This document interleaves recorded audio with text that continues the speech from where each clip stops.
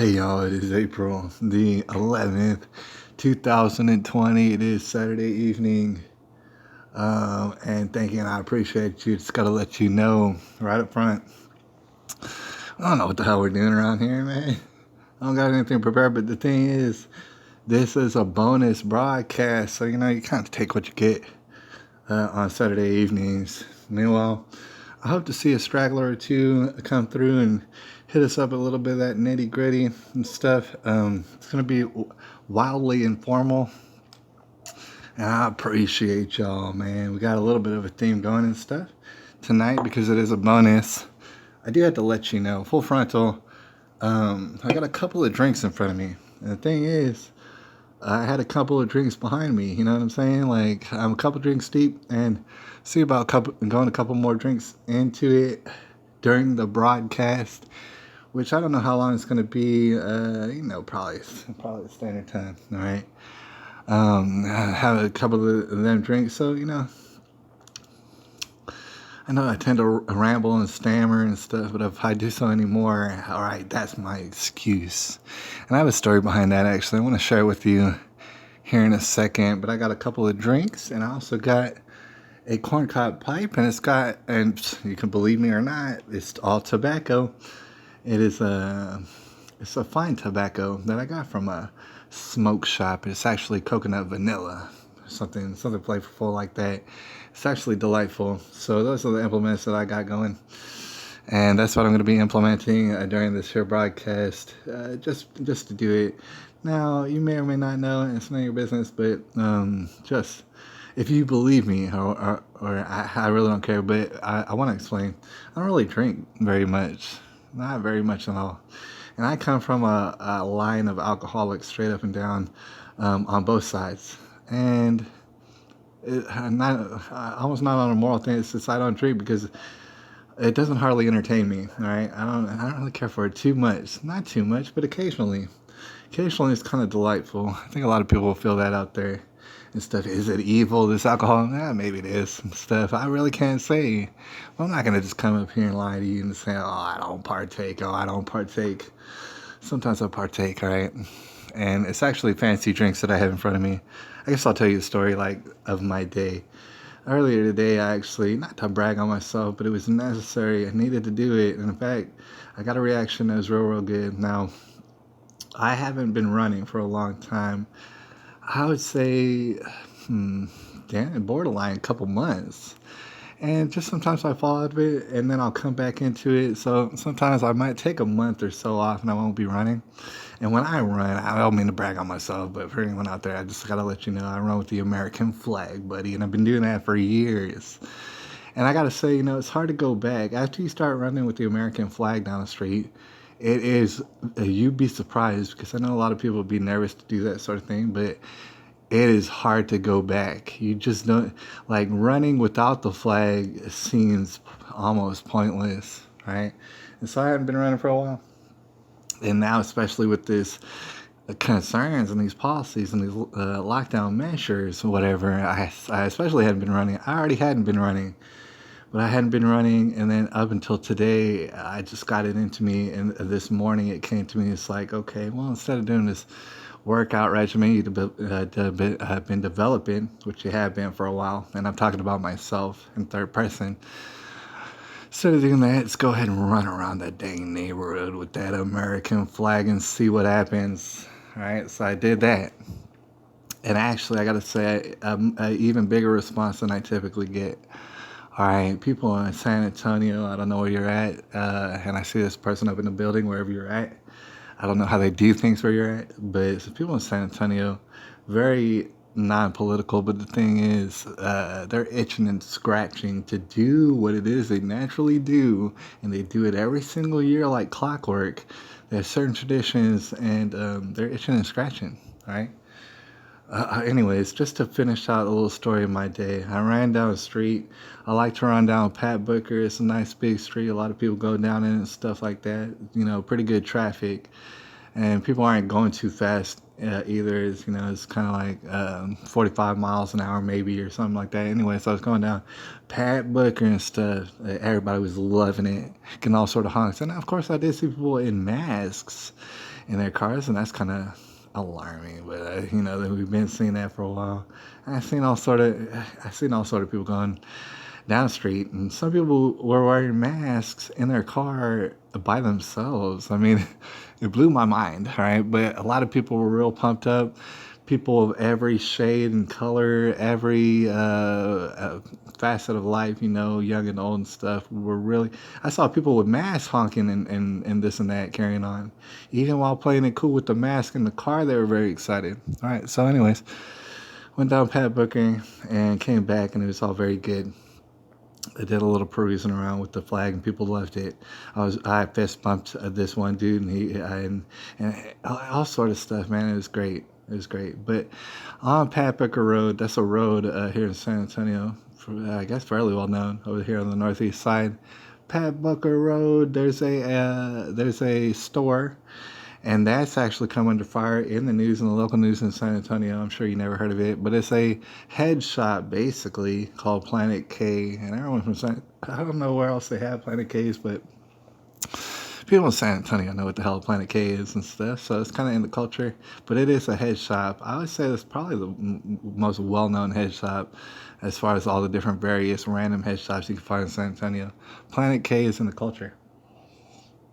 So they come under fire recently. The city keeps telling them they're not essential, and they keep on saying, actually, we are essential. Why don't you shut your damn mouth? And in a lot of ways, they have a lot of proof behind that, because technically speaking, as far as Governor Abbott goes in Texas in general, yeah, they have every right to be open. So that's the first drink, or that's the third drink actually. I'm fixing to go through, and I'll let you know about that. But okay, so I passed by the Planet K as I was running, and I actually had stopped by with the flag, and they got sort of bewildered because, like I said, it's a head shop. So without assuming too much, you might understand that they're probably Bernie supporters. In fact, they had Bernie propaganda signs outside their store for months, probably since 2016, to be honest. And so when I walk up there, not only I got a flag behind me that I'm carrying, and I got a Donald Trump shirt on and stuff, they become very bewildered and alarmed at my presence. And I just let them know, I saw them in the paper. I saw how they were being demonized. I saw how people trying to give them the business, trying to shut them down. In fact, give them the opposite of the business, trying to shut them down. I let them know that's all messed up and entirely unacceptable. All right, and so I let them know, because they're out there in front of their Planet K store, and they're still doing business. They can't let anybody in the store, so they have to be out front to serve you like curbside. You can tell these people actually want to make money and pay bills, right? It's a novel idea, but even the people employed at the head shop want money and pay bills, right? Believe it or not. So, waiting on these stimulus checks. Ooh, I can't wait for the stimulus checks. So I let them know that I support them, and when I was there, I let them know I would come back. I don't really go to Planet K. I just don't do it. All right. In fact, I don't hang out in head shops really. All right. If I gotta go get some tobacco, I don't know, I'll go somewhere else. But I let them know, I'll come back and I'll buy some stuff from y'all and I'll support y'all, and I did. So I went back and I got some fine pipe tobacco. Like I said, coconut. It's like a coconut vanilla. It's glorious.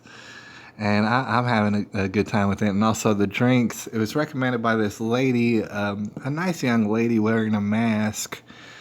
I like to let people pick their drinks. Like if I'm buying a drink and like you don't have my drink necessarily, I'll say, hey, what do you want? Or I'll get it out of you. I'll find out what drink that you like. And she said she really likes these. Now, I don't know what rosé tastes like, but apparently this is a drink made in Austin, so that's local. It's called East Ciders, and it's a dry cider. And apparently it's rosé flavor. And it's like, dude, you could lie to me if you want. Like, I don't know what rosé tastes like, but this drink, I gotta say, tastes pretty good. Very mild, very smooth. Goes right down. It's an apple cider, not too appley. Like I said, pretty dang mild. I mean, you could taste the apple, but it's just a hint of apple and stuff. It's really kind of delightful. So with that being said, I noticed there was a comment. I think I saw it was on Rabbi Branda. Oh man, we got on Rabbi Branda up in the dang built in, at least for right now. It just says, hey, my internet is back, dude. It sounds like you may have brought some life into people's day today. What? Oh, shoot. Yeah, maybe I did. Oh, man. It's sometimes like, I gotta say, it was all about teamwork. Like, I'm on one running down the street with the flag, and sometimes it's hard because it's windy, and so to catch the flag, and you gotta, and you can imagine. But it's all teamwork. Like, say for example, if I was running on the street and I had the flag and nobody did anything, then there would be no point to me even having the flag. I'd be carrying something around for no good reason, and that would be stupid. But people get very pumped up. You can imagine this time where like people are very unsure of what's going on. And I this morning I was like, dude, what I'm gonna do? What am I gonna do? I'm gonna do what I always do. And the thing is, I typically do things on my lonesome, all throughout town and stuff, or like I walk around and stuff, and so nothing's hampered me necessarily. But I had to bring back that running just to kind of get people to let people know America is under attack, right? And it's kind of, and people don't be running around like this, but maybe they should be. Maybe they should be proud of it. Maybe Americans, especially here in San Antonio, want to go back to work and be proud of what the hell they did today.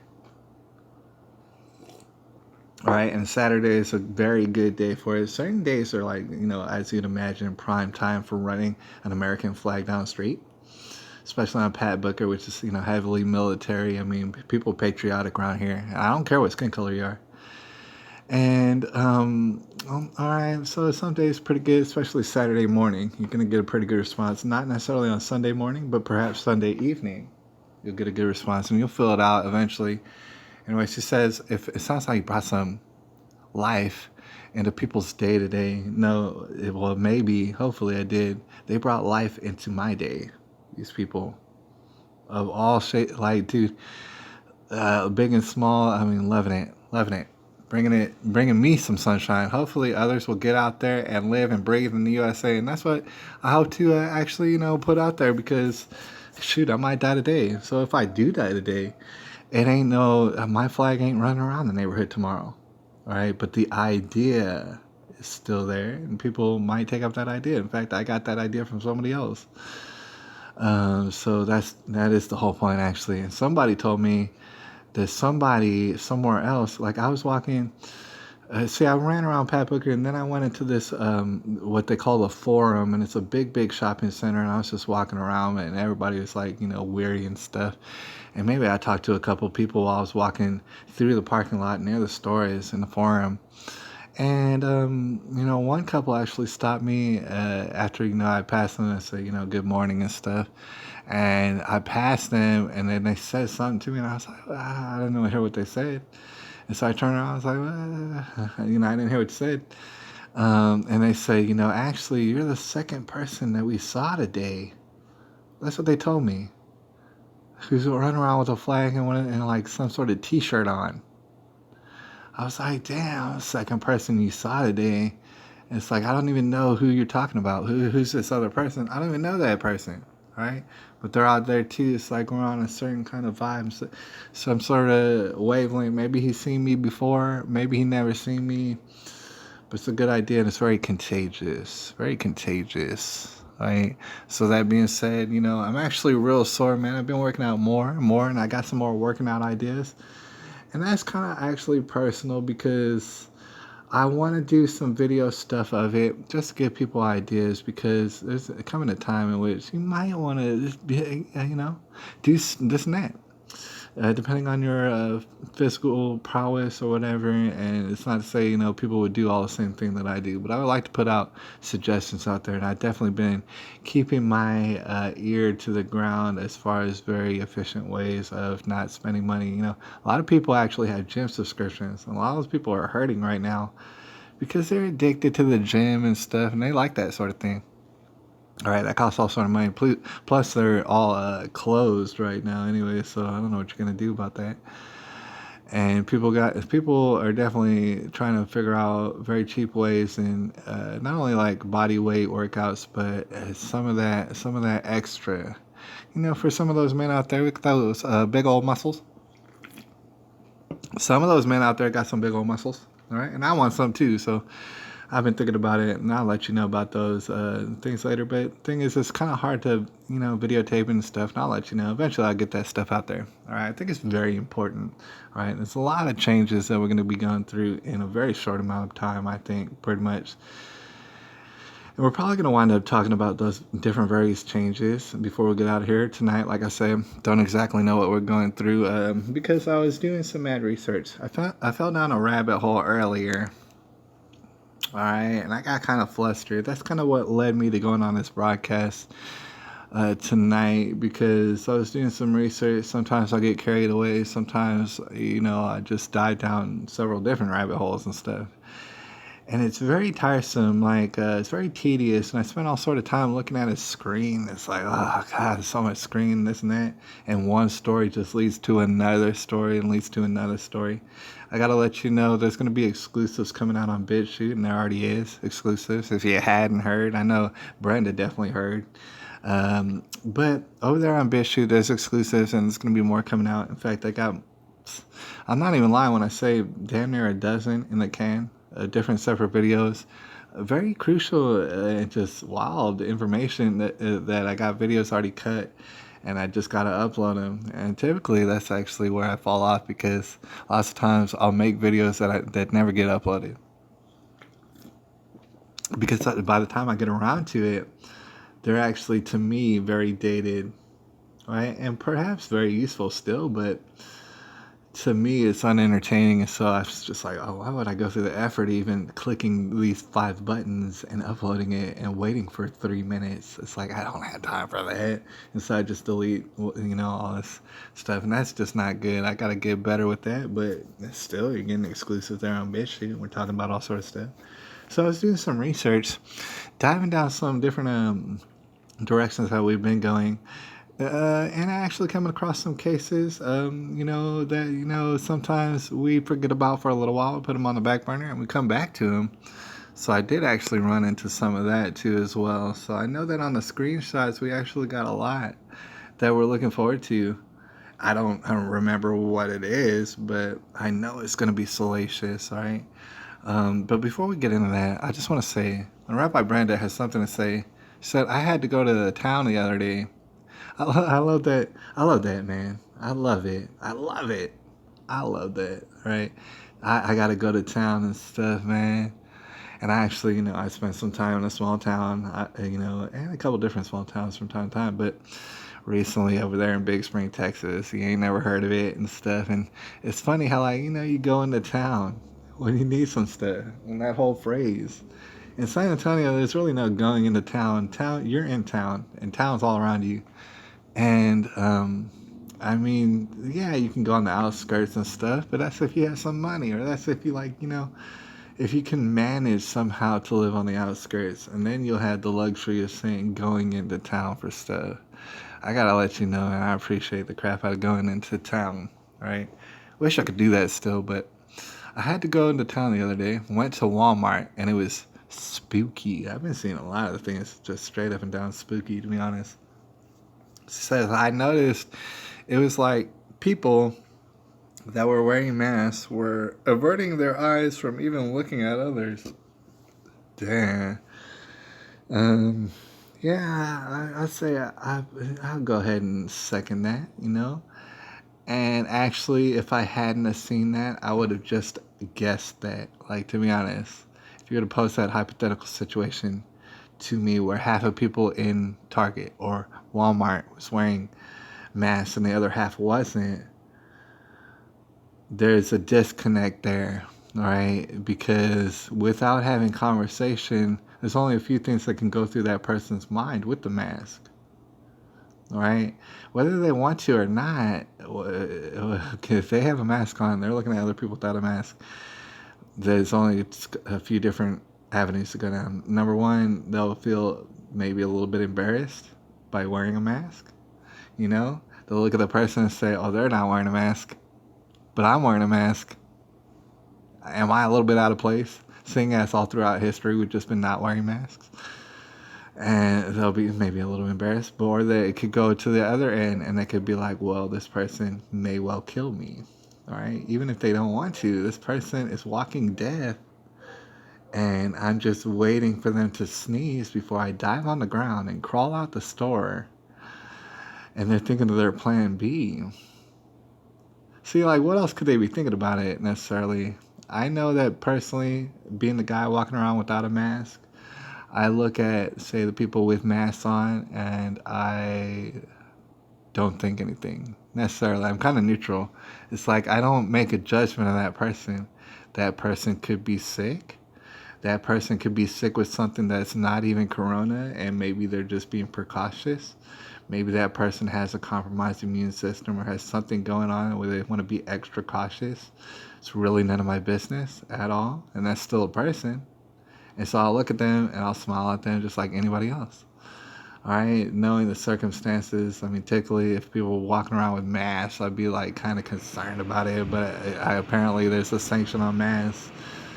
And so I look at them like it's no difference. And I look at people without a mask and it's no difference. And I walk by them and I don't even walk around them like I just walk how I normally walk past a person. Right? That's how I'm looking at them.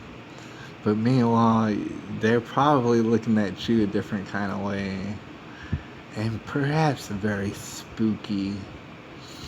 Right? And even further than that, what's real creepy is these, let's see if it's actually probably in the screenshots real quick to get a visual on it. Alright, we haven't gotten no visuals yet. Damn, look at all these screenshots. Can you even believe it? I need to delete all these, buddy. I'm overwhelmed. I'm not sure where I put it. Not sure where I put that. Alright. I know it's a screenshot. Maybe it's a little bit older, but the thing is, recently, they're putting out all sort of propaganda and about sneezes, and they made like these fake animations and just weird visuals of people sneezing and how devastating it can be when they sneeze. Cause enough for today. But like sneezing, if you haven't seen it, a lot of people have. Now, I could just over and over show you some things today that it's just like I shouldn't be able to show you. The supermarket store, market aisles. I don't know what you type in. I'm gonna just type in this and see what it does. Because I seen a picture and it's leading to an animation where, like if I was trying to, coronavirus simulation shows a single cough can spread germs across 2 aisles. Yeah. And this is they said a cough, dude. I thought it was a sneeze. Damn, dude. It don't even matter, does it? Alright, but let's see about the pictures. See, this is what I was looking at. This one. I know you've seen this. Then that fool just coughed out the blob over everybody, dude. It soaked everybody and saturated everybody with germs and COVID. That's unbelievable. You're a nightmare. You're a nightmare person. I can't believe it. No wonder people are looking at you. You know what I'm saying? Brenda, is that what you do when you cough? Brenda, you should be wearing a mask even when you sleep and stuff. Alright, so I just wanted to prove that to you. There's all sorts of things that I should not even be able to show you.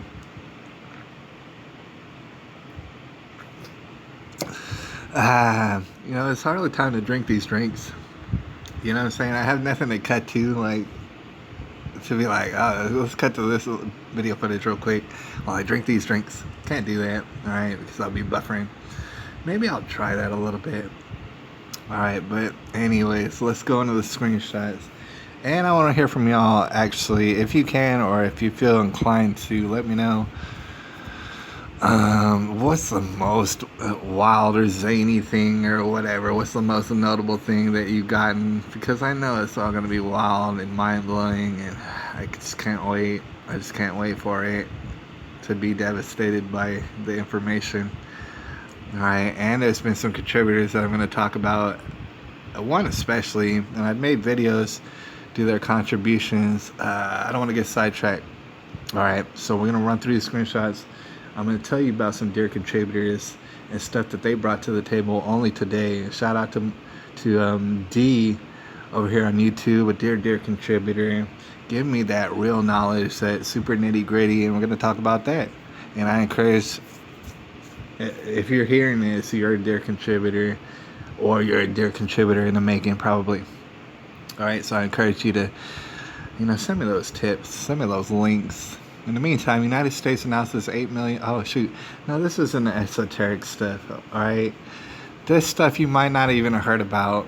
Unwrap, oh, you terrorist. Brenda, you're going to get me kicked off of YouTube.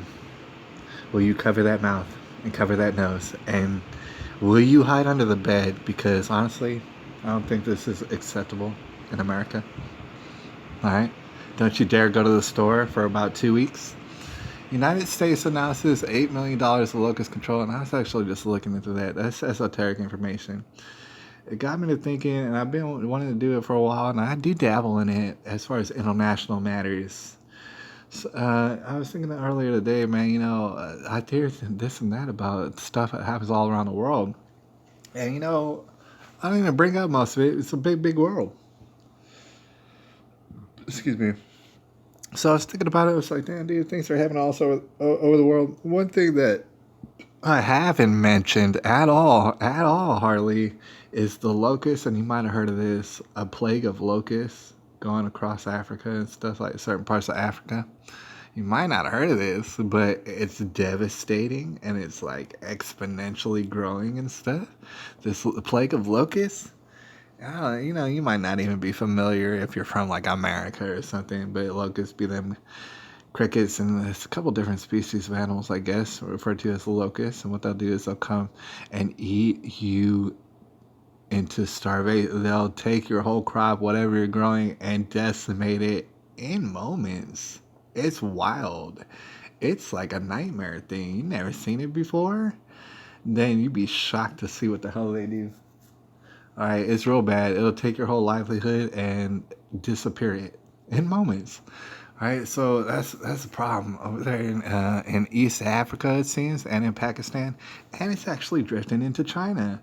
See, it's one of those things that, so much is going on that such a thing as a plague of locusts is actually overlooked, even though it's going into China, and I bet you that's overlooked, right? They're not exactly talking about it very much. So that's an interesting thing, like, just real briefly, because I live in the United States, I want to reference that our economy is being destroyed and dismantled right now, day by day. Every day goes on, it's more of a hole we got to dig ourselves out of. Meanwhile, what a lot of people don't piece together is that the world really, in lots of ways, depends on the success of the United States of America in regards to their freedom. And, what I'm saying? Like, if it's not us helping them, it's going to be somebody else, to include the Chinese. And without going too far into it, they're going to buy, and they've been buying up Africa. I don't know if you heard about this, but Chinese people are coming in straight up buying, having their way with Africa. Meanwhile, the United States, for years and years now, has been standing down and just letting China buy up whatever they can in Africa. And isn't that a damn shame? So, I don't know. It's probably just going to happen more and more. In fact, if the locusts totally decimate Africa and parts of Africa, I think it would only stand to benefit the Chinese. Not the Chinese people, of course, but the Communist Party of China. It all seems to be playing into their hands, don't it? Look, that's the locusts and stuff, and it'll be a whole swarm of them. It'll look like a cloud of them. A cloud the size of New York City sometimes. All right, that's not me making it up. People said that African locust outbreaks return, second wave, approximately 20 times larger. Like, they were already tripping off a locust plague, and they were already tripping off it. Now it times it by 20, right? See how that does you. And meanwhile, I want to reference, because it's going to be a video, and it's going to be definitely videos talking about it later on, because it's not nothing we're going to get away from. But you can look forward to food shortages in America, all right? And of course across the world. Because, that's the thing about America. It's like we get all this food. We're just used to having it, all right? To the point that some people got diabetes, dude. Like, some people can't stop eating it. And why stop? It's like in America, it's like, why stop eating? Doesn't make any sense. You can always afford, no matter how poor you are, basically. And especially if you're poor, you eat disgusting food, but you can eat it by the boatloads, right? So we don't know what that's like, right? But we're looking forward to that for certain, all right? Don't mix up my words, for certain, all right? I'm talking about eggs, I'm talking about beef, pork products. Yeah, that's gonna you're gonna know what a shortage is before long, okay? But think about that. It's like, okay, we're gonna be dealing with our shortages, and not only meat, but and those kind of products, animal products, but also crops and stuff, man, and this and that. Unless for sure we can get them to market, we gotta think of all sort of ways to get them to market. One good way is to open our damn economy back up, right? And a lot of people are in favor of that, myself included. That'd be a good way to, because we already got a system for all these intricate little connections to be made in which we can. It's called farm to market. It's, you know what I'm saying. It's called being out in a field to on your dinner plate, right? There's a journey that takes place, right? So we're gonna have to deal with those sort of problems in a way that we're not used to, not even close. Meanwhile, lots of times we give aid, and I was just curious about that. That's what led to this first screenshot. I was curious about the aid. We give them $8 million to East Africa in response to the locusts. I wonder how much money China gave them, or if China just bought a whole bunch of stuff out. I wonder what China did about that. I wonder. Oh shoot. Anyways, Africa locusts, right? So it's all over the place, right? So you can imagine from the locust outbreak that there's hardly nothing they could do about it. And now I've already researched a little bit. Yeah, they can get ducks, but China ain't gonna give them ducks and stuff. And yeah, for some reason, ducks can eat like 200 locusts in one day. That's amazing. I couldn't even believe that. But so that's one way to combat locusts, but obviously it's a real tough way, and you're playing around with food chains and stuff. But you might want to try it, but you're not gonna get to try it because all the ducks, China ain't gonna give you no ducks. All right, so you're gonna go through, and it's Africa, dude. Okay, you're gonna go through a famine, all right, for the most part. And so now that we're having a food emergency in which I can show you nightmare pictures, and we're gonna see them before long. I am gonna show you nightmare pictures in this broadcast of the emergency food type situations we're having. So, how are we gonna give you so much aid? I don't even know if we're gonna be capable of it necessarily. Number one. And then, as far as like food aid, sometimes we give food surpluses to certain countries because they don't have enough food. Probably in Africa, I bet you. I don't know the details, but I can imagine. So, but they're not going to get any food from us. We won't have it to give to them. Right? And they're being overrun by locusts. Right? So, okay.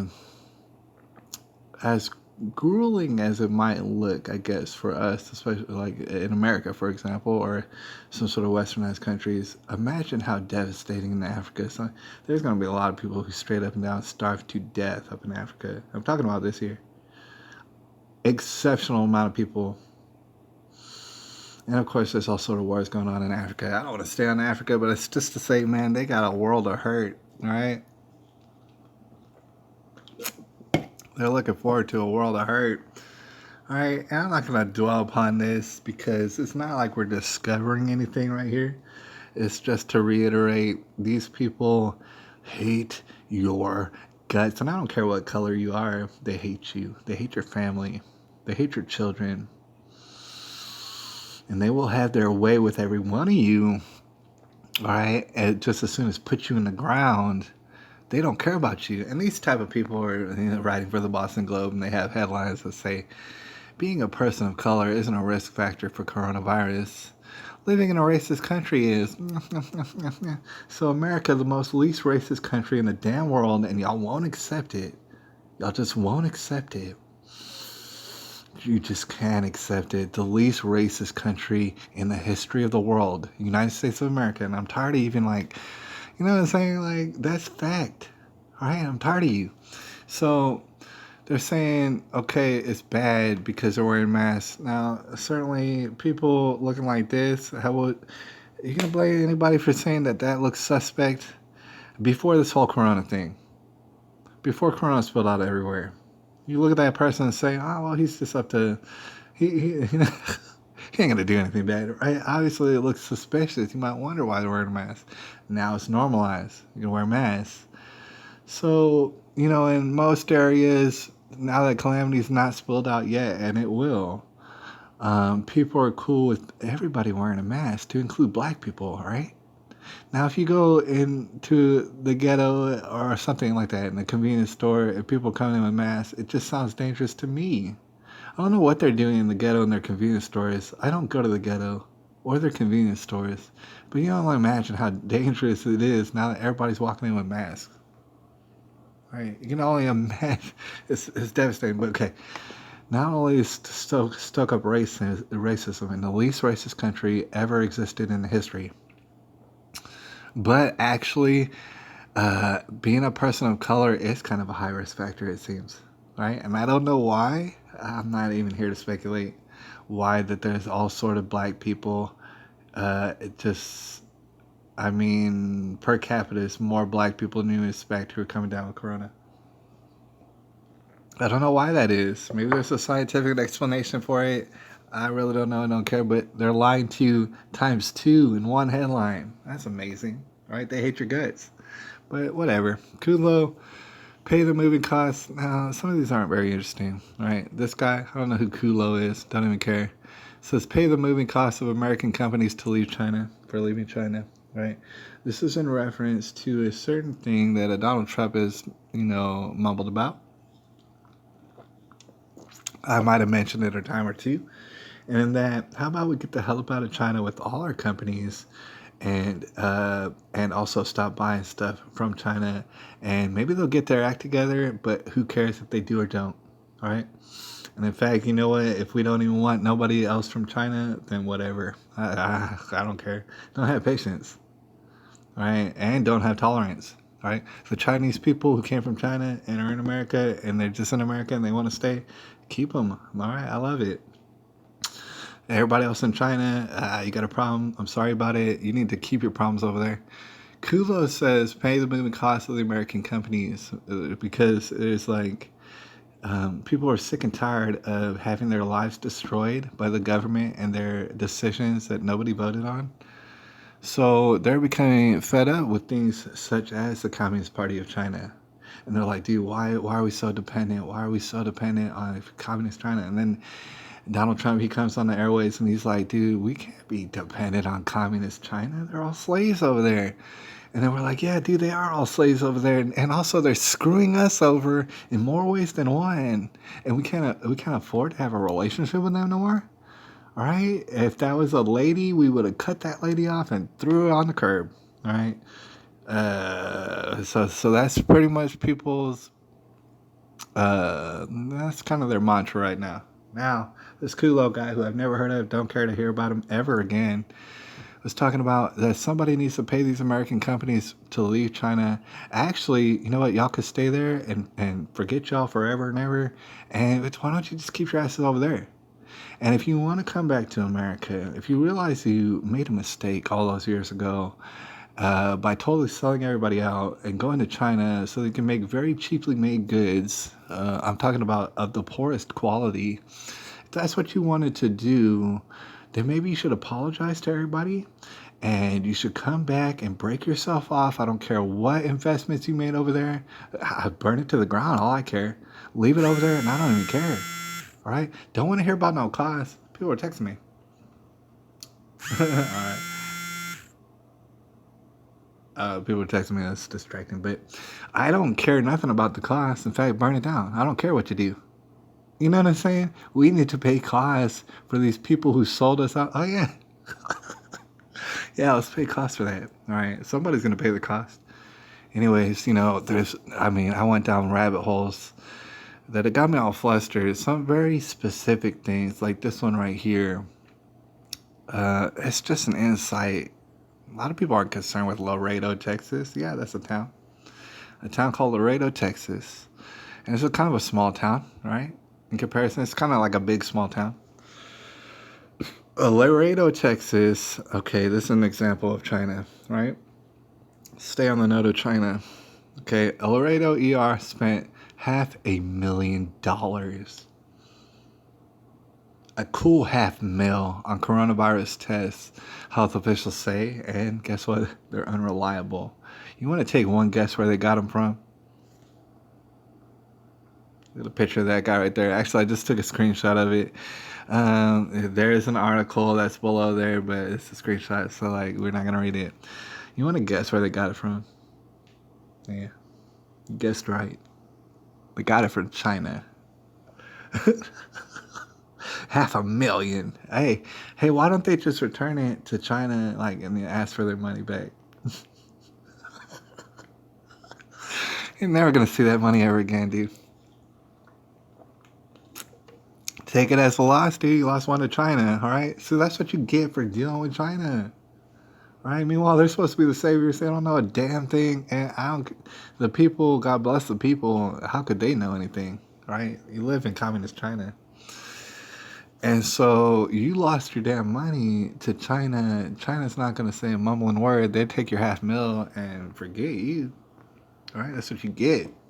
That's what you get for working with China. All right, 5G protesters sabotage Dutch phone towers. Oh, I shouldn't have said that word. Dang it. Robots.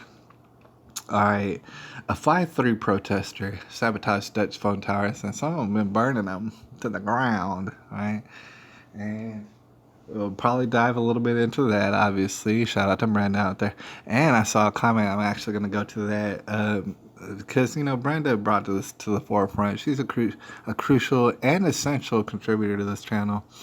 And she's talking about the 5-3 technology and how they're perpetrating all over us, right? People over there in Dutchland or whatever, man, they ain't taking it. They're burning them to the ground for whatever reason. I wonder why that is. Brenda says, my conspiracy theory on the mask is that now a typical photo ID will not suffice. So retina scanning will have to be introduced instead of photo ID. Okay. And my conspiracy theory is that's exactly right. But not only is that the case, but the masks, and dare I say, everything about this corona situation is being implemented like 4 or 5-fold. Okay, so not only do they want to get the retina scans, but there is the aspect of adding, because look, there's going to be shortages regardless, right? And I've seen enough evidence to know that people are going to get a little bit of ants in the pants. All right, so they're going to start doing criminal things, and the masks are just going to enable you won't know who did it, right? And it might get so chaotic that they'll be like, hey, we need to put like face scanners and eyeball scanners on every street corner because we can't trust y'all. We totally destroyed your economy, and now you're criminalizing all over each other, and we need your eyeball scanned, right, before you go outside of your house. It's for your own safety and stuff. We want to shoot you up with mystery liquids from Bill Gates. Is that all right? I hope that's all right. Texas governor prepares executive order setting guidelines to reopen businesses. And I got to say, not everything that comes out of a politician's mouth is something that I get excited about. It's not necessarily something I agree with, no matter who you are. But I got to say, Texas Governor Abbott has done me right, dude. Like, he's done things that have just impressed me. A number of things, right, since he's been in office. And this one, I can't help but to agree with and endorse. And just so that you know, it's a battleground, just like it probably is a battleground where you're at. And in Texas, we have a governor who actually is freaking reasonable. All right. And so he's thinking, we did break ourselves off. Trust me, we broke ourselves off for weeks in order to just do this safety first thing that was supposed to be like a federal mandate or whatever. Like, we were supposed to try and crack down on this here corona. He's like, we need to open up business before we all freaking die. The unemployment is just not ever going to work, and we're about to crumble into smithereens. And we need to get back to work, you guys.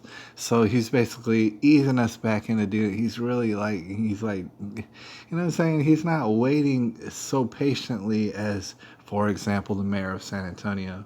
And that's where you have a rift. And I'm sure that rift is happening in a lot of different places, in a lot of different ways. But that's how it's happening in San Antonio. The people of San Antonio want to get back to work. There's a big percentage of people who are scared to death of their own shadow, and they're wearing masks and everything else. It's just gonna happen, like, God bless those people. All right, be extra safe. I endorse what they're doing. They could be extra safe, stay in their home, but people want to go back to work and pay damn bills. All right, and feed their children. How about that? So that's their sentiment in San Antonio. The mayor, the opposite. He wants to break ourselves off and have slumber parties for the end of the year. All right, he does not, or indefinitely, basically. That's what I mean. And he is just a puppet of somebody who wants to enable this globalist agenda, right? And he's a slick talker, but the thing is, I don't know that he makes any of his own choices on anything. All right, the mayor of San Antonio. So he wants to shut us down. He's in opposition to the people of San Antonio. The governor is actually saying, hey, look, we got to open things up, man. We can't keep doing this. All right, everything's running out. So there is a struggle, and not only is it a struggle, just like all sorts of struggles going around the world and stuff like that, it's a very short one. There's only a certain amount of time before this goose is cooked, basically. All right, we're looking at something that the clock is really ticking. I mean, really ticking. And it's a struggle. It's a tug of war. Here's another example. Industry scrambles to stop fatal bird flu. Now, you might not, with all the crazy news going on, you probably didn't even hear about this. I didn't hear about this until a couple hours ago. Industry scrambles to stop fatal bird flu. Now, I don't really trust PBS. Why would I? But maybe there's some credibility to what it is they're getting at. Is there some sort of fatal bird flu in South Carolina? And I mean, if that wasn't enough, dude, we're having it to where there's serious problems. Like I said, getting it from farm to market with across the spectrum as far as food items, whole food items. All right, and so now small businesses, to include restaurants, want to turn around and perhaps turn into little market grocery stores in order to survive. And the city of San Antonio and other cities, they're kind of frowning upon that. They don't really like that activity, even though the whole goal is accomplished by that. I mean, getting food to people so they can have food, everything is accomplished, but the cities want to literally start. It's like there's no other excuse. They want to starve you out. And they want to run out all our food banks, which are running out currently. And until there's nothing in the food banks. And then guess what? Pretty well screwed. Pretty well screwed. And on top of that, there's some sort of fatal chicken thing going on in South Carolina. Some bird flu. Oh, man, that's pretty good timing. That's pretty good timing. On top of that, it's pretty good timing. So, let's just give you another taste. And, of course, that's the case that we went through the other day, all right? Might go through a news splits, all right? Because there's some screenshots I don't want to delete, and I want to get the hell out of my periphery. So we're going to go through a news splits.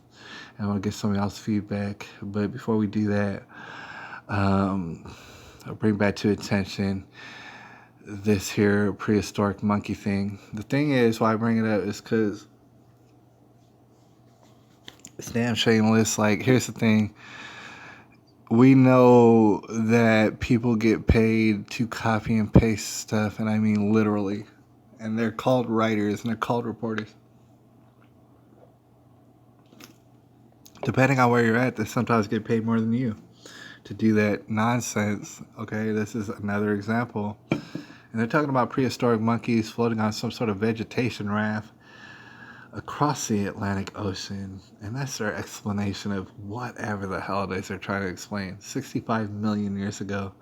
Yeah, guess what? That's probably freaking wrong. I don't know what happened, but it probably wasn't that. I mean, y'all are stupid as hell, dude. People pay you money and give you grants and stuff to conjure up this absolute just barbaric nonsense. All right, good calling, you guys. Y'all are exceptional.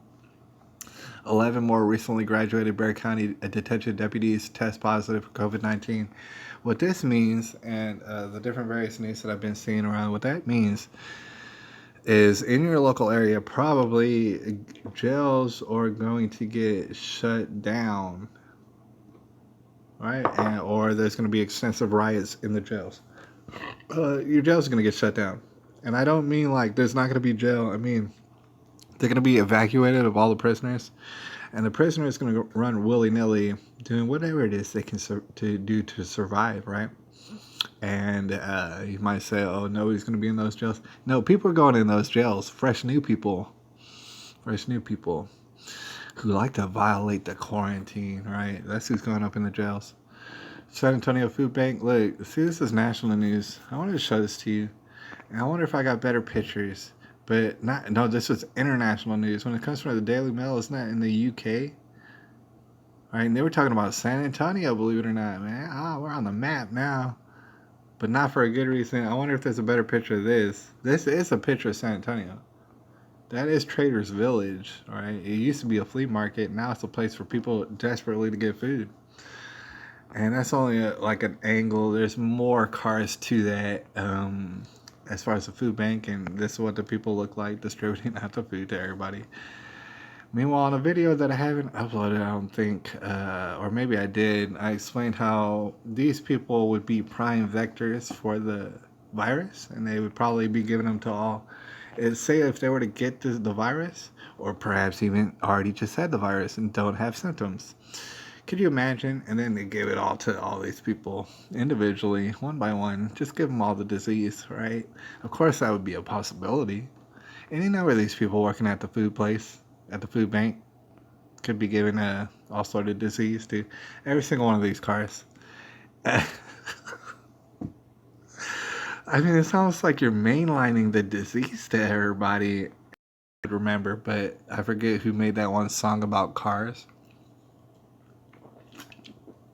And there's that one lyric about how about they feel so safe in their car and they just want to spend all their time in the car. Yeah, that's what it is in 2020. Oh, but the car's going to save you from COVID. Never mind that person who's handing you the food through the car window could very well be a vector for COVID. And whatever, you're just going to take it. Because you're desperate. You need the food. Because you're out of a job. Someone took your job. And just didn't apologize for it. You didn't vote on it or nothing. Right? And I don't know. So, but the car is going to save you, by the way. What's funny is like... It's all very funny, right? But the way they describe the virus, right, is that every single day is more and more contagious than it was before the day before, right? To the point is, if you, say if you mean mug somebody from a quarter mile off, they'll probably get the disease, right? That's how contagious they want you to believe it is. If you sneeze in the supermarket, the person in the bathroom is going to catch it. I mean, that's what they've been saying, right? It's that contagious. So they want to have you believe that if you're sitting there in the car, just sitting there, I don't imagine, maybe run the air conditioner for, you'd probably have to because it's San Antonio. But for some hours, you waste all that, it costs money to run the air conditioner like this for hours for no reason while you sit there, right? And somehow you think that as contagious as they say it is, that you're just going to sit there and somehow the air circulating in the car is not going to immediately escape into the atmosphere around the cars, all in the cars that are around you that are just sitting there, and it's just somehow going to not spill out all over all y'all, right? Now, I don't think that the disease is so contagious. And I do know that it's a weaponized common cold, all right? I wish someone would debate me on that one. But I don't think it's that contagious. But if it was that contagious, let's say one person in this crowd has it. Well, 20 people, 20 cars all around them. They all have it too as well. Good going. Y'all are geniuses. All right. Meanwhile, the food bank, God bless them for what they're doing, but they're fixing to run out of food. Right. It's only a matter of, in their words, a couple weeks. They're gonna be out of food. So, good luck to y'all at that point. 6,000 families, and good luck to myself, dude, because everybody's gonna be so starving that they're just gonna be rife for criminality. Right. So I get to look forward to that. 6,000 families, and that was the headlines. Line up, 6,000 families line up in their cars 4 hours at a food bank in San Antonio as millions across the country turn to charity organizations to keep from going hungry. These charity organizations are fixing to run out of food, buddy. Burning Man canceled. That's unfortunate. And so, but they're still gonna do it online and stuff for all their perversion and whatnot, carrying on. So just don't get too dismayed. They're still gonna have the Burning Man online for all y'all want to get down with your perversion. It's good. It's real good. I just want to look at this. I don't know, man. I just took a screenshot because I thought it was funny. And so they all have to stand out in the rain. That's good for your health. Yeah. We're worried about some supposedly pneumonia-like virus or whatever going around. Y'all standing out in the rain, buddy. Why? Because you can't go in a store. Big old store. I know. It's super big. Yeah, but you can't go in. It's dangerous. Stand out in the rain. How about that? Right? So who cares what you catch? Whatever. Just don't talk. Don't stand next to each other, right? That's all we ask. Stand out in the rain. Damn losers. That's what it is, man, isn't it? All right. This guy over here. Oh gosh, dude. We don't have enough time, to be honest. Let me see. We're about an hour in, and perhaps we might make it a 2-hour thing. Let's see if y'all have enough energy. All right. We may make it about a 2-hour thing, but or maybe not. We'll see. I don't want to make any promises, but in the meantime, look at this guy. All right. And a picture says 1,000 words. What could this guy be saying? What could he be saying to this lady? All right. There's the thing is, there's an article behind it, and I don't know if I took screenshots. I think I took more screenshots of what it was talking about, but I'll let you know. Okay. Okay. So if you can imagine what this picture is about. All right. I think it was in Iowa City. I think it might have been in Iowa. It was made to where you can only walk one direction on the sidewalk.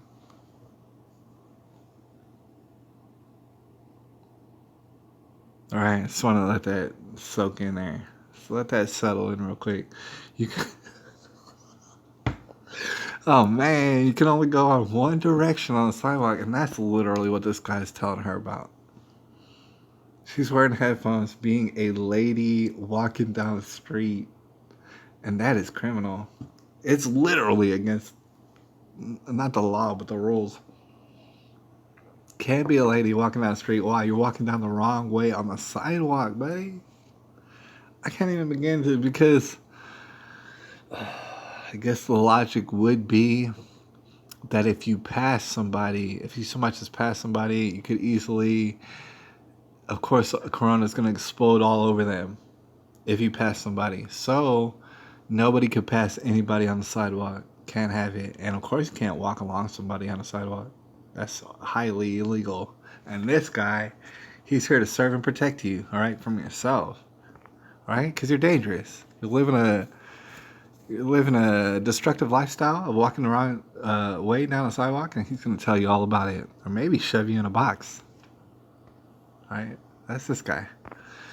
And I got some more pictures about it. Look, I'm not even making it up, dude. In order to prevent the spread of COVID-19, walk one-way foot traffic only on the sidewalks. Walk facing traffic at all times. At all times. Or we're going to get you. And yes, we're releasing our prisoners from out the jails. Per order of the Beverly Board of Health. Get going. And they even got like electronic signs. They're all walking with masks and stuff. This is a total nightmare, by the way. It's funny as hell, but that's not good. You know, $100 fine. Like $100 is gonna be good to anybody for anything. Y'all some Nazis, right?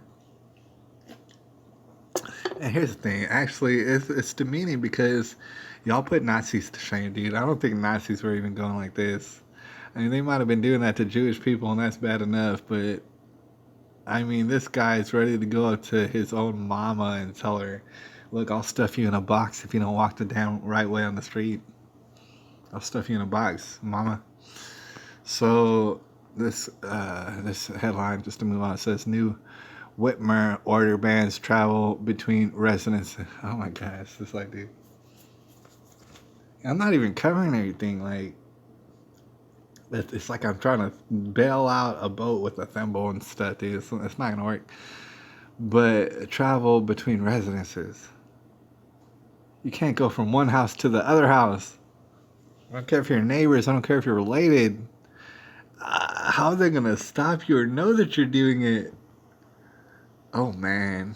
And then you got hands on the window, whatever that means. Y'all look like that looks like a nightmare. That looks like a horror movie.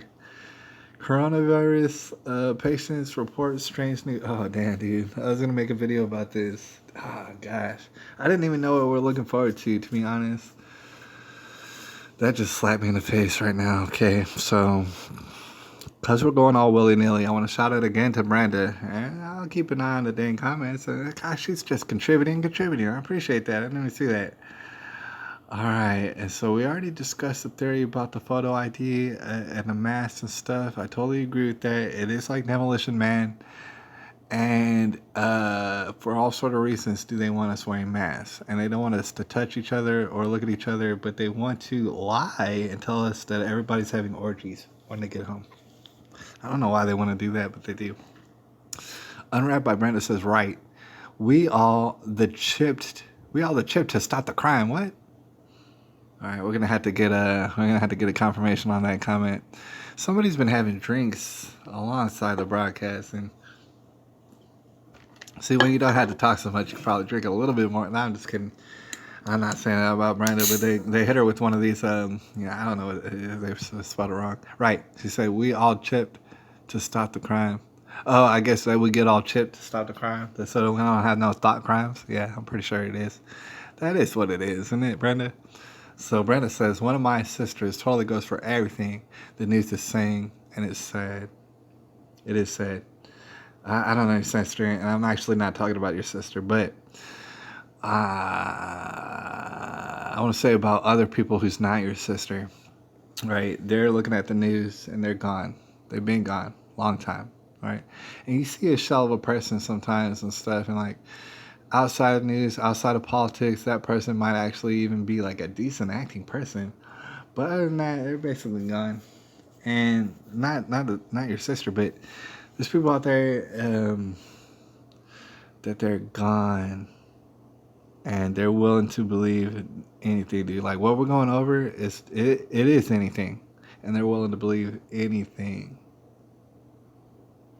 And there is no going back. There's no turning back. And it doesn't matter how disastrous the things that happen to them are. Chances are they're not ever going to turn back to the truth because certain people are just against the truth so much without even knowing it because it's too scary for them. So they need to be dominated.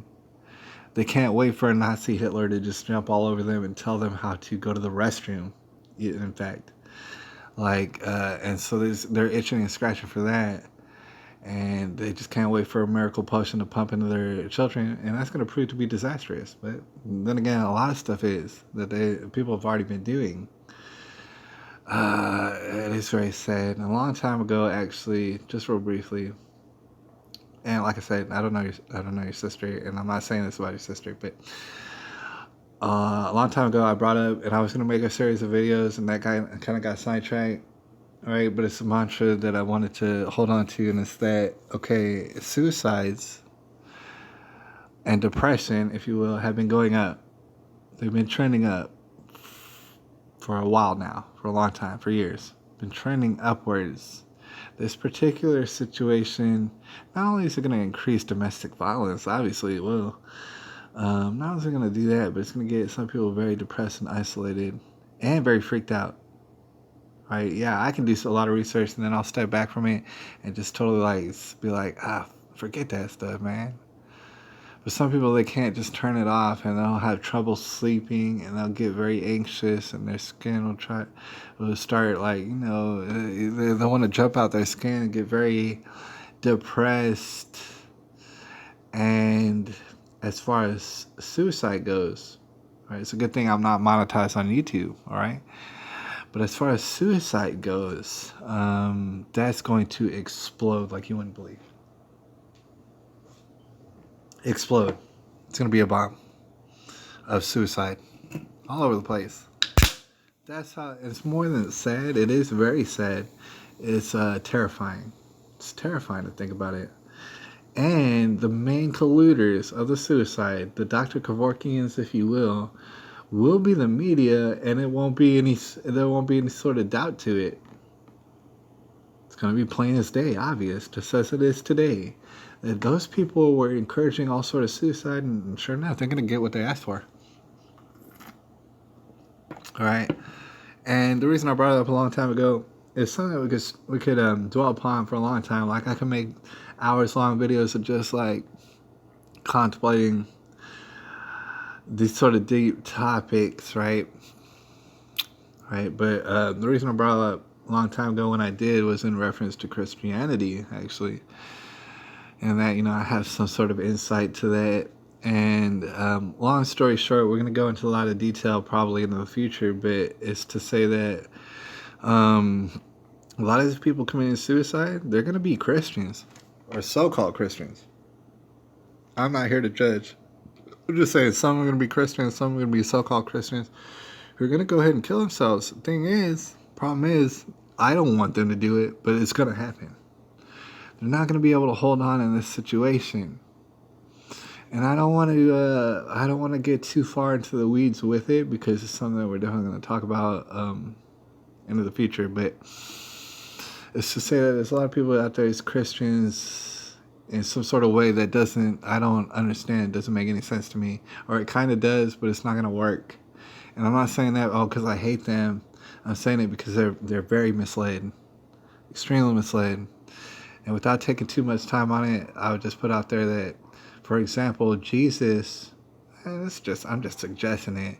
He's not here to save you from nothing. Not necessarily.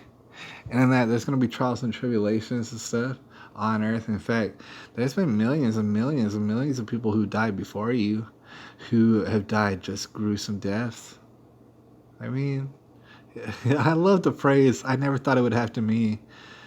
Have you ever heard of that? I never thought it would happen to me. And, whoever's ever uttered that phrase deserves every last thing that ever has happened to them. As far as I know, it's like, what put you on such a high tier that things that happen to everybody else on earth, or it could possibly happen, have happened millions of times, you never thought it could happen to you? Oh, because you're some sort of special angel and stuff? Like, you're just immune from these things that can happen on earth? Oh, I never thought it could happen to me. I love it when people say that. Right? But without going too long-winded, what I want to say is that they'll look to Jesus to, ease their troubles or their tribulations, their trials, and give them a reprieve from it. And so when Jesus doesn't do that, or they don't feel that happening, they'll feel all like lost or whatever. Maybe they'll feel all alone and this type of thing. Maybe they'll be doubting themselves deep in the back of their minds. They could be even mega church preachers, like, for example, Jared Wilson from a long time ago. He's a mega church preacher. All right, he specialized in depression and suicide prevention and stuff. And he wound up taking his own life. Because, like I said, Jesus ain't going to save you for nothing. He's just not going to, because that's not even the point, right? Who saved Jesus from tacking him up on a dang cross? It's like, these are simple things that go unmentioned in these churches. All these churches, by the way, who are shut down for Easter, right? Don't have no backbone. And so Jesus ain't gonna. And so that's what people get in a slippery slope when they don't understand Jesus necessarily, and they think that he's some sort of warm, safe place to go to that'll shield you from the world around you. In a spiritual sense, yeah, that's true. In an external sense, no, bad stuff's still fixing to happen. Right? Can you deal with it? I mean, John the Baptist, and I always take it back to this, but it's only an example. John the Baptist, Jesus said that there was no man better than John the Baptist. And for all intents and purposes, there will never be a man better than John the Baptist, said Jesus. Jesus let John the Baptist get his head chopped off alone in prison. All right, so I mean, it seems so simple. Once you hear these stories, you figure, for example, you have a Jared Wilson out there. The reason he took his own life is because of depression. He wasn't in a jail about to get his head chopped off. Right? There's situations that are going to be a little bit more dire than people are used to, right? And so without taking too much time on it, I know, there's a lot more to be said about it. What I would suggest is that Jesus is an example, and a lot of people get, I don't care if you do get, I don't see, if people get offended, Jesus is your example. He is the big brother. He's not the Father, because the Father is God, and even Jesus said that. So you get how it goes. God is the Father, and then Jesus, what does that make him? He's a child of God, right? And if you're a child of God, hypothetically, if that was the case, wouldn't that make Jesus your big brother? I know that's controversial. So, okay, he's an example set forth, meaning you might have to go through some of the most grueling stuff. It don't even matter, because the example was set forth to you. It don't even matter how painful.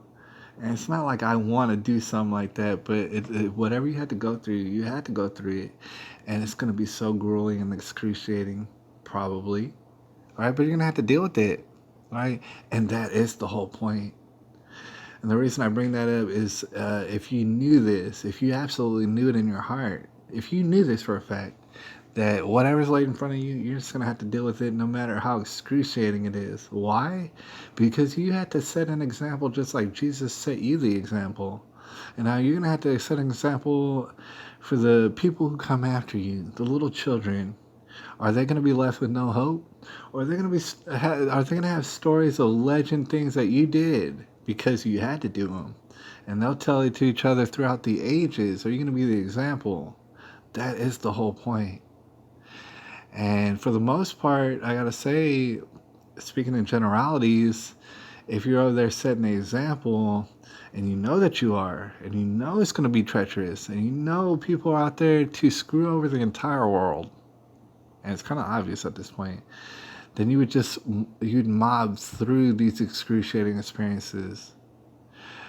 You would not want to kill yourself. Because you see that at the end of the day, that's just going to let down the children. Yeah, it's going to be excruciating. You're not going to want to do it. It's like, I can only imagine whatever would happen to me. You're not going to want to do it.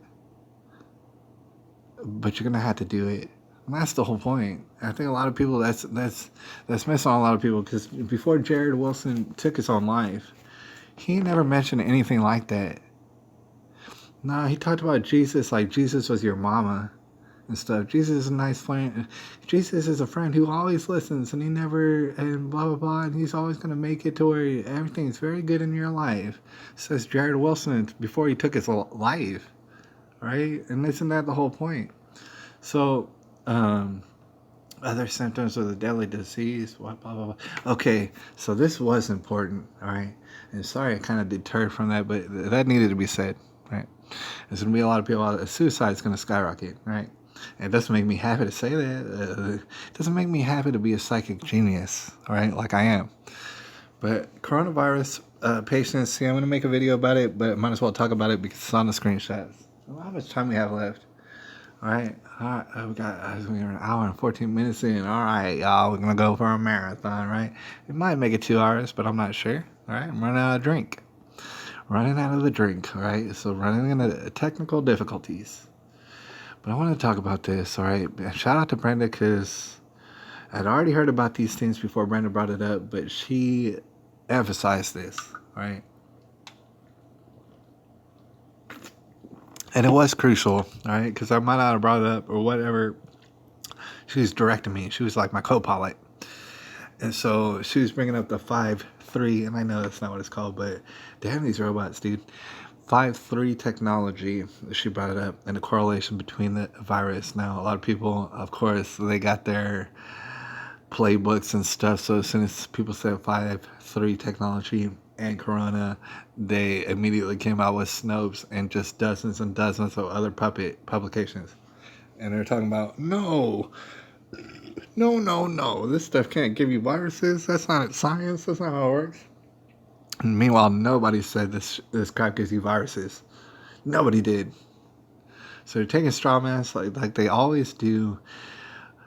What everybody was getting at, it seems to me, is that the 5.3 technology will just go ahead and zap you until your immune system is shot to hell. And then guess what? Corona will just take you over just like anything else. That's what we've been saying for a long time, right? And so people are getting it all across the world, including Holland and stuff. They're burning down these 5.3 towers, right? Okay, so with that being said, this article blew my damn mind, all right? But I should have seen it coming. I saw this article. Look, coronavirus patients report strange new symptoms fizzing. Now, dude, you've heard all sort of different symptoms. I mean, they run the spectrum of the symptoms that you can feel. To the point is, it's got to be very confusing as to whether or not you have corona if you're considering all these symptoms. But the newest symptom is fizzing. Fizzing. Have you ever heard of that? No, you haven't. I know you haven't. You've never heard of people's bodies fizzing. Oh my gosh, dude. So I ran across this and I was like, well, that's interesting. Immediately, I look at this and I see fizzing. I see the word fizzing. I'm like, 5.3 technology. That's the first word I thought of. All right, how about y'all? I saw fizzing and I was like, dude, 5.3 technology. That's exactly what it is, right? I'm not a scientist. Other symptoms of the deadly disease include a loss of smell, taste, fever, aches, breathlessness, fatigue, a dry cough. Like I said, just everything, dude. Dry cough, diarrhea, strokes, and seizures, dude. Wow. And for some, no symptoms at all. So basically, any sort of feeling that you could feel on Earth is basically the symptoms of COVID. So, but as more and more patients share the effects of the illness online, many are finding that they have a strange new symptom too. One patient on Twitter, known as Mia Fia, who felt the sensation since the first day of her symptoms, described it as an electric feeling on my skin, dude. That was a done deal, dude. That was the last nail in the coffin right there for me. Say no more. Say no more. He said electric feeling on my skin. I know exactly what you're getting at, all right? And you're not even getting at it, but I do know exactly what you're getting at. And actually, I thought I took some screenshots of that lady's Twitter. I might not have, but it was kind of interesting. So we'll probably go ahead and just find that lady's Twitter. Mia Fia on Twitter. Found in air samples 13 feet. See, we're going to get into that later, but this might be of interest to you, all right? As far as 5.3 technology, we're going to have to dive into this. Let's go to Twitter. Let's find Mia Fia. And because the thing is, I made a video about it. I just haven't uploaded it yet. So, let's give you a sneak peek on it, I guess. Mia Fia's Twitter. Let's see if we go to Twitter. Twitter.com. And just to see some of the responses. Now, you've already seen enough. I know you already have. Me too. That was enough. That's all I needed to see. And my theories have already been conjured. But I actually went to the Twitter feed that was referenced in the article. What the hell? The control you have over... I'm sure it has changed. Yeah, I'm sure it has. There's Savannah Hernandez actually on Twitter right there. And she's showing some ridiculousness. We might look into that later. But let's go to the Mia Fia on the Twitter. Where is my search? Right there. Search. Mia Fia. As far as her experience. Fizzing. And trust me, it doesn't even stop there. All right, that's why I'm going to her Twitter, because it does not even stop there. I mean, you could stop it right there, and that's enough. Already, you got red flags all over the damn place. But I want to go to, what's it, Mia Fia, right? There's Mia Fia. We're gonna get to it no matter what. All right. So if they give us a runaround, we're gonna get to it. They're showing me cars and stuff, dude. I want to find out fishing. See, I seen it earlier, and perhaps if we go to the article about fizzing, we're gonna find it, dude. I don't care how much Google thinks that we're gonna give up. We're not gonna give up, actually. They want to be a problem and stuff, and they want to think they're gonna bust up this broadcast. It's not even gonna happen. All right, I like to see them try doing it, but let's go. Okay. We saw the article, and it was about fizzing, and it was about COVID. Hopefully, it'll be as easy as that to find the article, I would imagine. Maybe it's more than one article. Okay, coronavirus patients describe horrifying new fizzing systems in their symptoms in their chest. All right, and I think that might be it. Or actually, I think it was the New York Post actually that I seen. Coronavirus patients, so they're copying and pasting as you'd imagine. Coronavirus patients report strange new symptom fizzing. Let's go to it. And I don't know how much we got to read from the article. I read it earlier. And it's interesting. No, they did not bring up 5.3 technology at all in the article. I don't remember that at all. But there's more there's more in the article actually. And we'll just take a quick glance into it. They brought up Mia Fia right there. And she describes a fizzing. She describes an electric feeling on her skin. Alright, and that's Mia Fia. We're going to check that out in a second. But before we do, check this out. Tarana Burke, known as the founder of the #MeToo movement. By the way, they threw her under the bus a long time ago, Tarana Burke, as far as the Me Too movement. Long time ago. Anyways, shared that her partner had the illness and had a burning feeling on his skin. A burning feeling on his skin that was so severe, his skin felt that it was burning. All right. That's how severe it was. Even when he barely had a fever of 99 plus, we literally had to put aloe gel on sunburn to soothe it. His skin was on fire. It was like an electric feeling. Anyways, infamous influencer, blah blah blah says so. And so they go across the Twitter. We're just gonna go straight directly to the Twitter actually, and we're gonna see even more people saying even more things. All right, so that would have been enough. All right, I think that would have been enough for everybody in this audience to be like, oh nah, it's exactly what the hell we thought it was gonna be. All right, but let's just take a look because the lady Mia Fia, she's right here. I don't know why we couldn't find her earlier, but she was responding to another tweet. All right. So she was responding to a tweet by the name of Peter Jukes, this guy, and he said, "Yes, he was responding to this other. He was having a conversation with the other lady, in which he was talking about recovering from the COVID." And she was asking him about it. There's another lady entirely, and she was asking him about it. And he was like, "Oh yeah, I had a full meal finally yesterday." He said, "But still, there's that lingering COVID feelings." He said, "Do you get that?" And he was asking her because that lady was getting over COVID too. He said, "Do you get that?" He said, "Hard to describe. The alien disassociated buzz in some parts of my body." Okay, and it doesn't stop there, by the way. It says, "I'm fine, but there's an element of exhaustion and physical weariness." That's when Mia jumped in. And that's when it's been covered by the New York Post and whoever else. She says, "I have that buzzy feeling as well. So weird. Had it since day one. Now on day 20." Said, "Now I'm on day 20. It is like an electric feeling on my skin." Says, "My daughter had it as well." Oh, I mean, y'all do live in the same house. How far is that tower, I wonder? "Today is my first day of just even breathing after 20 days. All right, and there's some replies to it. Check out this reply from Anna Bucano. What does it say? Bucardo?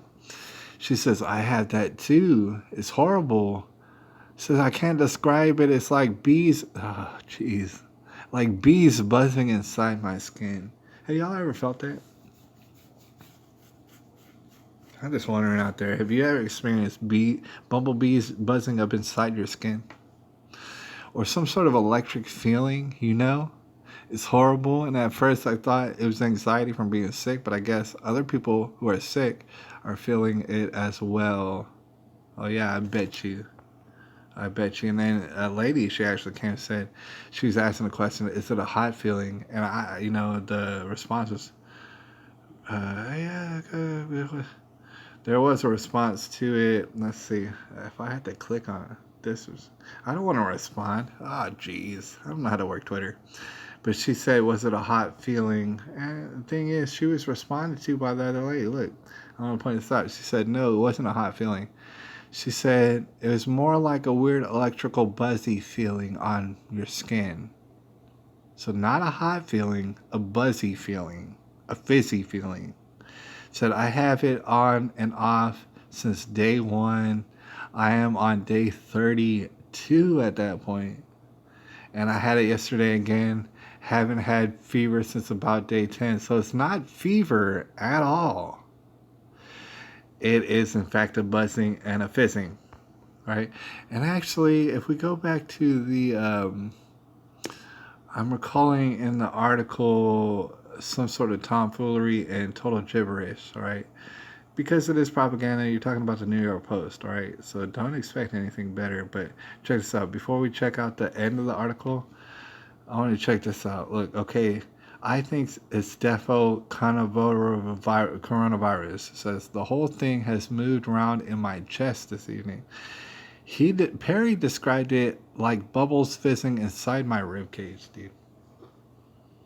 I'd like to know how many of y'all ever felt the feeling of bubbles fizzing inside your damn ribcage. I imagine not too many people have felt that. So inside my ribcage, taking air, still breathing okay, but it's a little bit frustrating, and he cannot lie. All right, so at the end of this article, and you already know what we're looking forward to, right? Total devastation. The doctors say the symptom is not terribly common, but may be part of an autoimmune response that affects patients' nervous system. And this part is going to blow your freaking mind out of the water, because this is a quote. Quote, clearly it's been identified, but we're just not sure how widespread it is. Okay? Actually, that was a quote, but what's devastating is here in a second. Dr. Daniel Griffin, Chief of Infectious Disease of Pro Healthcare Associates, tells the Post. But he goes on. Griffin, who estimates he's seen about 50 coronavirus a day since the outbreak, which is a lot, but he's up in New York, says he's heard mention of the reaction. And get this. There may be several reasons for it, he and others say. Well, I bet you. What are your guesses, doctor? Well, several reasons for it. There could be several reasons. All right, lay it out for us, Doc. He says the feeling may be the result of disease-fighting antibodies interfering with the way nerves work. Now, I'll grant you that is a possibility. But even if that is a possibility, isn't that a wild symptom that's just barely even heard of? Right? It's very rare, no matter what. Okay, so, when you're talking about fizzing inside your rib cage, that's kind of weird. He adds that neurologists still aren't sure if it's our body's response to the virus or the virus itself causing that feeling. Right? That's two options that you gave us. I could have sworn you said there were several things that it could have been. Right? So that being said, to add absolute insult and perhaps even molestation to injury, just to dog pollen on, the sensation may also be tied to fever, says Dr. Vipul Shah, clinical director of telehealth service at Pack Health. Sensation may also be tied to fever, that sensation that you're talking about. Oh, you mean the bumblebees in my skin? Oh, yeah, that could be fever. See, the quote is if people aren't used to having fevers, and that's just what blew my damn mind, dude. That was a good way to end your article. He said if people aren't used to having fevers, what do you mean? What do you mean aren't used to having fevers? I don't know one person in the world who hasn't had a fever or knows what it's like to have a fever. So you're gonna, in your damn articles, and you're a doctor, and you're gonna say, "Oh yeah, because people they're not used to having fever, so maybe their skin really doesn't feel like it's being electrocuted. Maybe, maybe they're just stupid dum dums. They're coming in, they don't realize it's just a fever. Maybe they never had a fever in their life." So he advises using aloe vera gel. Oh, I'm glad you. Well, there's a solution, aloe vera gel or mild lotion that might could help. All right, so I mean, actually, that would be a good way to end your damn article, but they keep going on, and I don't know why they do. All right, but they just said, you got bumblebees inside your skin. Is there a fizzing underneath your rib cage and stuff? Is there an electric feeling going all throughout your body? That's a fever. How come you don't know what a fever feels like? I mean, just over the top, dude. Over the top. I mean, do you doubt that these people want you dead? Do you doubt it? I don't think you should doubt it. It's getting all real. The thing is, of course, I'd be banned off of YouTube for even implying that. I know that's right. But made it plain obvious, didn't they? Alright, say you got a fizzing in your chest. Bumblebee is all up under your skin. Break yourself off, dude. It's fever. You don't know what you're talking about. And secondly, stay in your damn home and die, basically. And we're running out of food, but we don't want to tell you about that. All right. But I don't want to get caught up on that. I guess we're going to have to start winding it down. All right. That was the main course, I think, because honestly, what could I cover that's going to be better than that? That being said, like I said before, and I'm starting to become as familiar as I can with the locations all around San Antonio, because please believe our mayor, who hates our guts and wishes for us all to live in desperate poverty. And yeah, he might not bring that up, but obviously from his actions, that's what he wants to do. And he also wouldn't mind just sticking it to us very, very hard, right? And by way of 5G technology. In fact, it might actually be part of his Green New Deal and stuff that he won't stop blathering about, even though nobody gives a damn about it in San Antonio.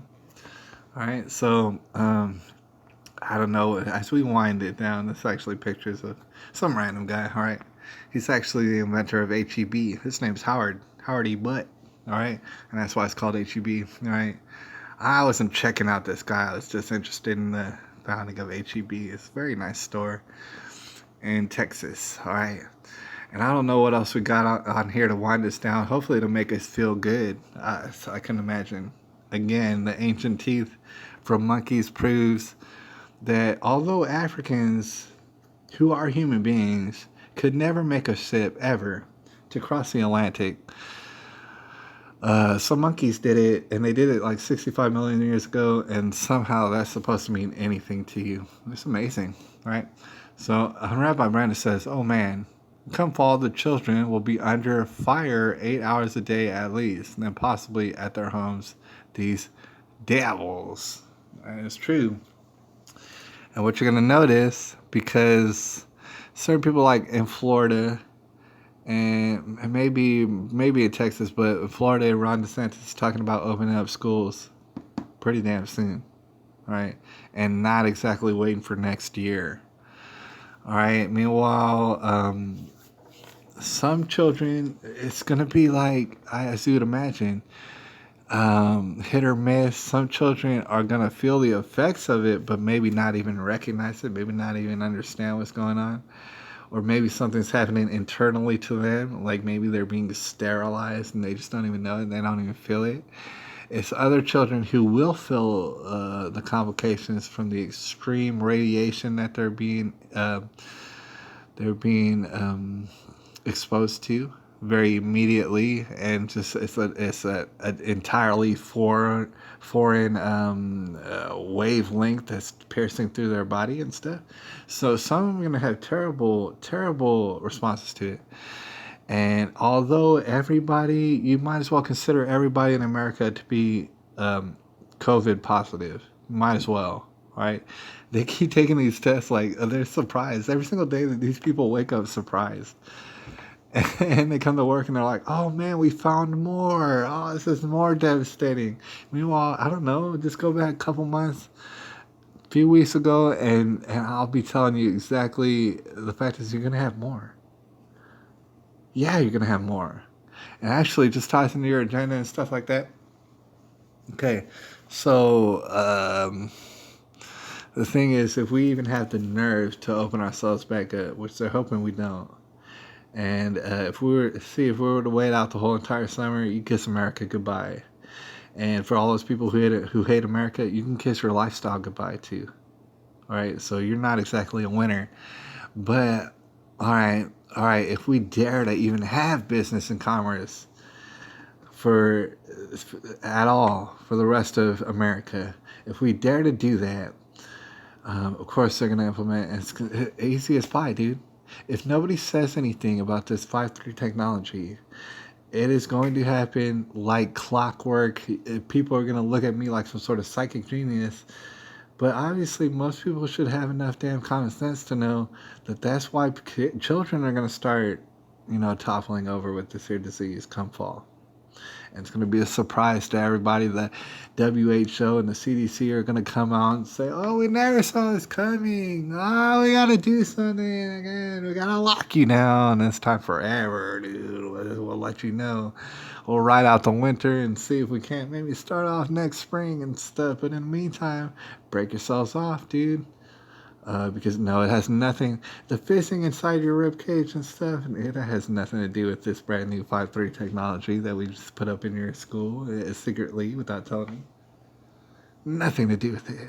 Nothing. All right, but you do need to lock yourself down and quit your job and quit your life. And everybody just needs to starve because here's the thing: we don't even have no more food for you. You can stand in a food line all you want. There's no food, so stand in the line if you want. I mean, that's how dire it is. And that's how stupid they think we are. And honestly, for as stupid as we are, I'd agree we're stupid, but I don't think we're that stupid. I don't think we're that stupid, to be honest with you. I don't think it goes down. But we'll see if it does go down. We'll see if it does. Hide in your microwave to feel better, man. See, that's the only way really to truly self-isolate. All right, because imagine the air conditioner is coming in. This is so contagious that it works like osmosis through your damn walls. If you have thin walls, then obviously the virus is going to just shoot through your walls and totally slap you in your nostrils. And you're going to immediately get it. If any of your neighbors on your block have it, you got it. All right, it's gonna go up through their chimney and come down your chimney, and it's gonna suck it right up. So if you really, if you want to be strategic about this, you gotta actually crawl into your microwave where nothing bad could happen to you. But the thing is, some people got so much diabetes and things like that. They got weight problems. Not everybody can stuff themselves inside of our microwaves, the commercial ones that we have, because of stupid capitalism. We only got these small microwaves. So being the forward thinkers that these politicians are, they were like, why don't we make the biggest microwaves we can, and so that you can't get away from the microwaves.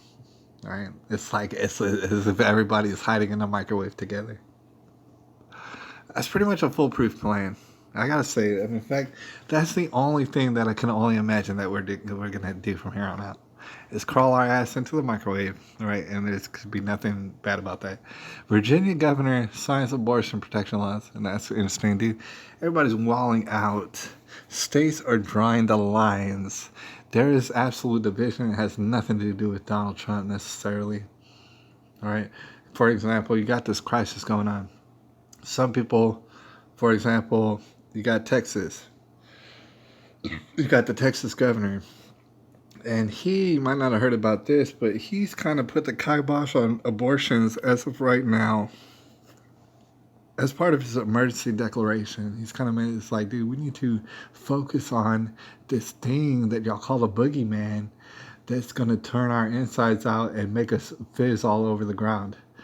We need to think about that, all right? And so he says, well, instead of thinking about that, instead of thinking about other things like killing babies, we're going to put a pause on the killing the babies and actually put a ban on it just for, and as well having dental operations and just different, like whatever's not completely essential to include murdering babies. We're just going to pause on that. Can't we just put a pause on it? And so Greg Abbott said, please, let's just please think of something that might be more productive. Meanwhile, over there in Virginia, where they prove they don't give a crap about you and they want you dead in the ground, all right? Either that or being slaves to them, all right? And they're going to make you feel so comfortable in Virginia, so very comfortable as you're breaking yourself off and murdering your own children. Don't you worry about it. But the governor, he signs abortion protection laws. Protections. And when you think about the phrase abortion protection, I know some people don't get it out there. That's the most extreme oxymoron that I could have ever thought of in my life.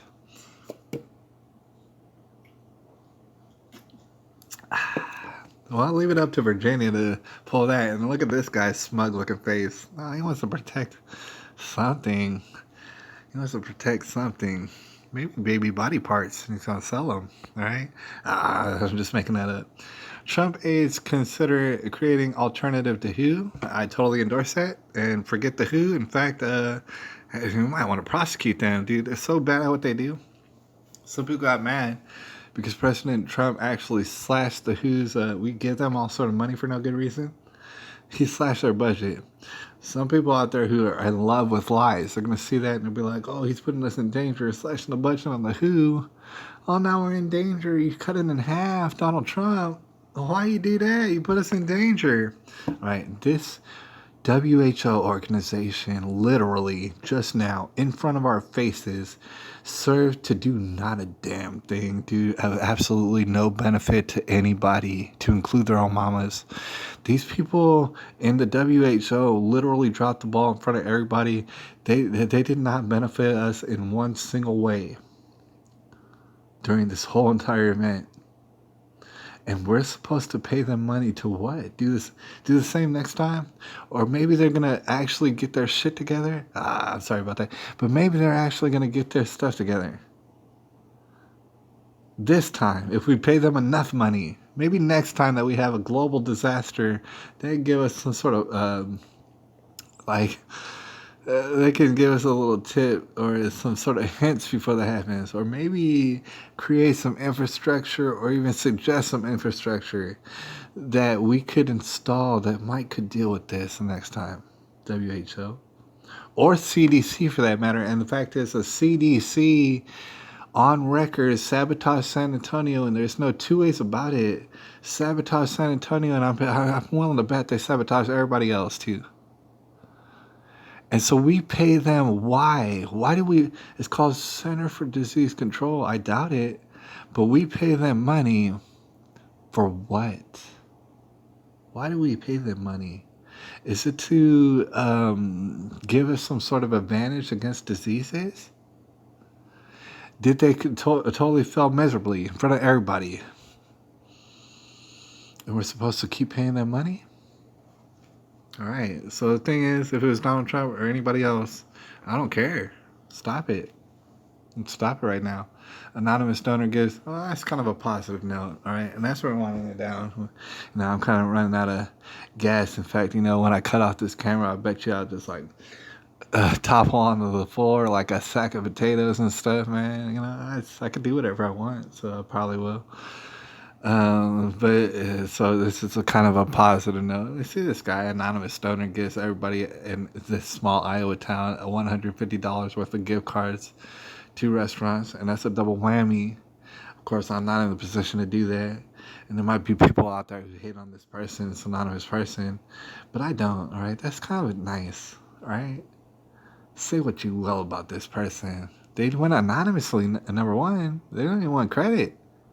And they go and they put these, not only they're helping people out who might need food, but they're helping out restaurants who desperately need business right now. All right? And surely most of these restaurants aren't going to make it through. This aren't, unless we turn on the business and economy right now. And we should. And this weekend is actually crucial.